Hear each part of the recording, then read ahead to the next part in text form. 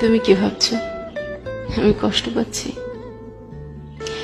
এই যে তুমি ফোন করো না, মেসেজ করো না, তুমি কি ভাবছো আমি তোমার জন্য অপেক্ষা করে বসে থাকি? একদমই না। এই যে তুমি প্রতিদিন সকালে অনলাইনে থাকো, কি ভাবছো আমি লক্ষ্য করি? একদমই না। এই তো ফেসবুক খুলে দেখলাম তুমি 5 মিনিট আগে অনলাইনে ছিলে।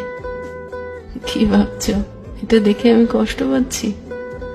আমার বুকের ভেতরটা দুমড়ে মুচড়ে উঠল। একদমই না। এতে বরং ভালোই হলো, আমি নিশ্চিত হলাম তুমি আমাকে ভুলে গেছো। আমিও আর আশা করবো না তুমি কোনোদিন ফিরে আসবে বলে। না, আমাদের বিচ্ছেদ হয়নি, যোগাযোগ বন্ধ হয়ে গেছে মাত্র।